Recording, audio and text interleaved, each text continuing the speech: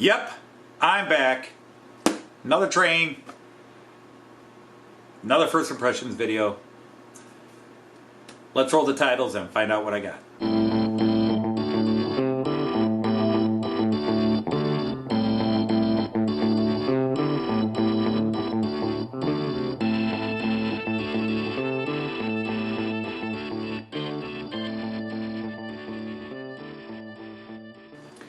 Hey everyone, Anthony Dodge, Mile Train Outsider, the Märklin Outsider, back with one last first impressions video for 2023, or the first for 2024, depending on when you're looking at this video. And what I have here is a new Märklin item. I pre-ordered this in January when it was announced. This is model number 39290, and it is a class 249 Vectron. Now this is a special loco in the sense that the class 249 is a hybrid. It is diesel and electric. It's dual power. Märklin released two of these models, one in the Deutsche Bahn red, which is what I got, and the other is in a private company livery, very sharp, and I was really tempted for that one. But I opted for the Deutsche Bahn red as well. And this was a little bit outside my realm because I don't even think I've seen one of these live in Germany. Maybe I did, but I don't think so. I don't remember if I did. But I just thought it was a cool looking locomotive. I love the dual power aspect of it. It's another modern one. And it's another multitasker. And I just decided to get it. It was one of the two I pre-ordered this year. So anyhow, all my pre-orders are now done for 2023. So let me get this out of the box, get it up on the track, and let you take a look at it too. Alright, so here it is. The class 249. This is a Vectron, and if you're somebody who does not follow the German or Central European rail industry, this little grill front that my fingers are taking out, that grill front is sort of the signature look for the Vectron. Now, I have two electric Vectrons, which in Germany are class 193s.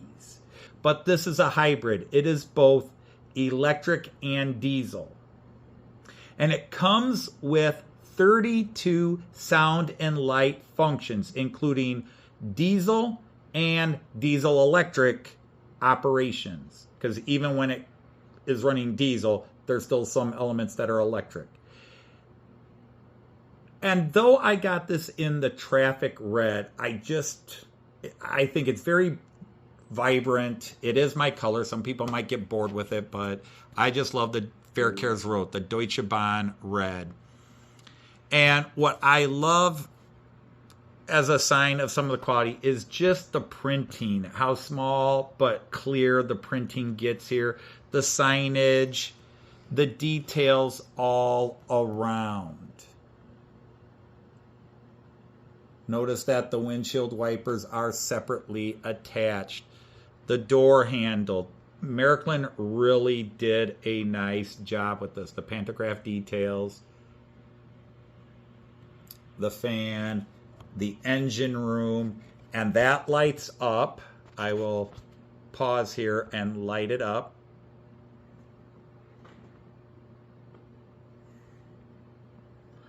But there you can see the engine room lights up with the flickering that shows up on camera, but it is not flickering. It just happens to be LED at the wrong rate, so you get that flickering effect. Driver's cab lights up front and back. All kinds of emergency warnings, sign warnings, testing warnings, just so many light and sound functions. And you can look at it online and just see what all they are. But this is a really nice locomotive in terms of how it looks coming out of the box. Very striking. It came in at 539 grams. That makes it one of my heavier locomotives.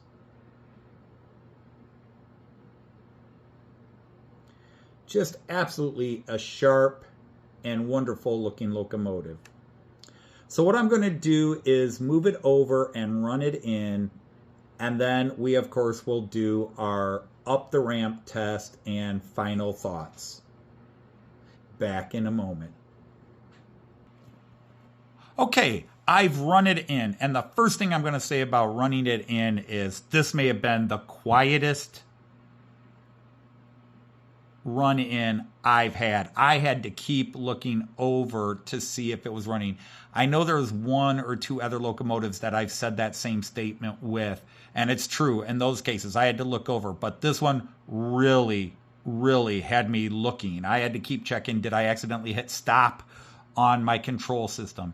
It was just a very quiet and therefore as well very smooth runner. So we are going to go ahead and start this up and see how it handles going up the incline. If I can pull it off, I'm going to try to do it once with diesel sound and once with electric sound. I forget which one I'm starting with, so you'll just have to work with me. I believe it's electric sound first.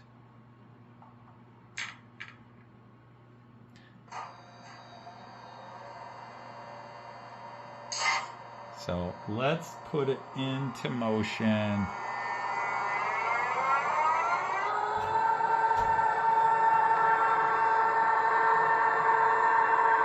And send it on its way. And of course, I do not have it at prototype speed up.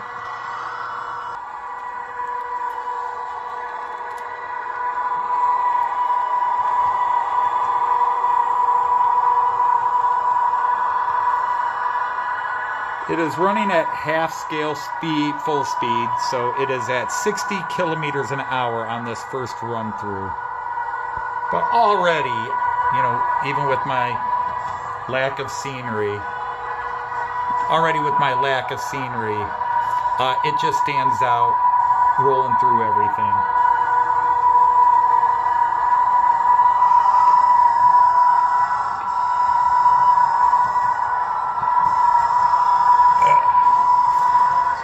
Absolutely no room to move around here.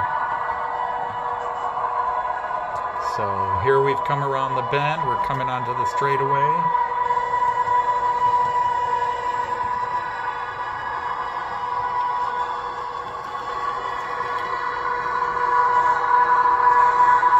And we are now going up the ramp. So let's see how it handles it. At half its full speed, smooth, just smooth all the way through.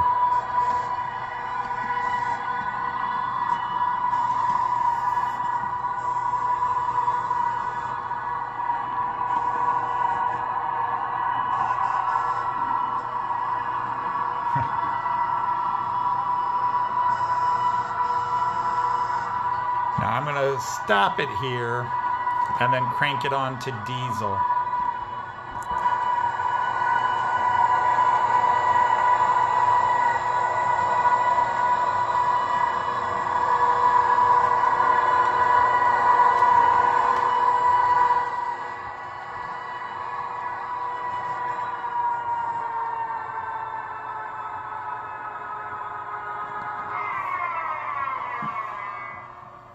And no, I don't have the braking sound effects on.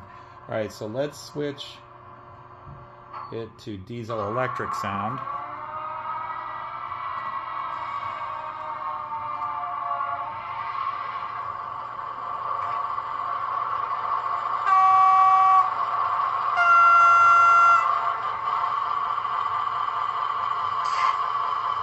And we're going to crank it up to about 85.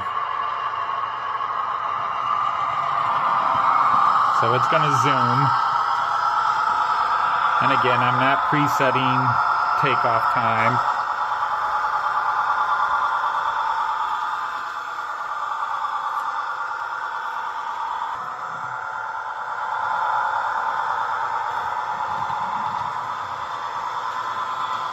So a little bit faster, got that diesel sound. And again, I have just the basic running sound on. I have not turned on all the other accompanying sound effects.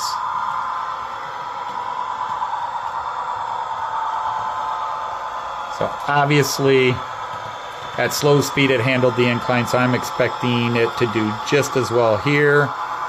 And there we go, up the incline. Not a hint of hesitation that I'm noticing.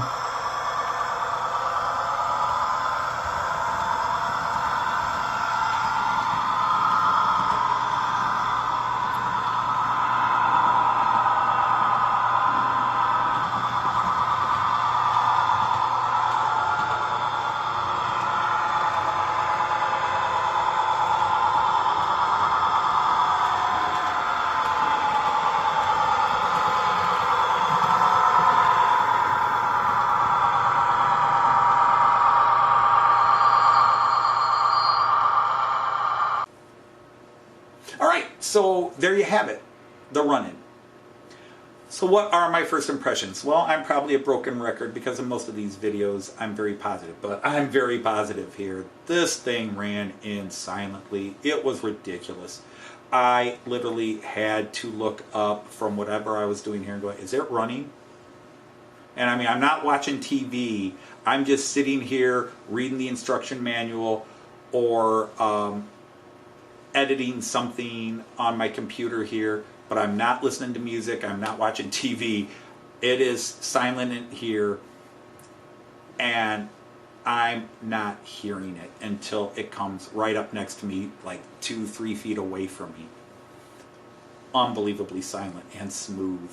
It was really cool to watch it. If it's not the smoothest and quietest out of the box runner I've had, it's tied for first. You saw it handle the ramp like a champ. Just nice and smooth, straight up. The sounds were fun to hear. The electric was very good. The diesel was very good. And again, I only had the basic operating sounds on. There's 5 or 6 keys that go along with those sounds to add other ambient sounds that go with the model. So, as I always say, time is the key. It's great out of the box. What will it be like a year, 2 years down the road, 3 years, or like that BR50, 20 years down the road? Only time will tell. That's why I call this first impressions. And my first impressions, like most of the trains I buy. But again, to those who follow the European market, you know that when I talk about Roco, Brava, Märklin, and even the better end Pico, we're talking quality. We're talking quality at its highest levels. Märklin better be good out of the box for both what they put into it and, let's be fair, the price they charge for it. It better be quality. And at least out of the box, this guy is looking good. So I'm going to end this with my usual little bit of shaky hand work.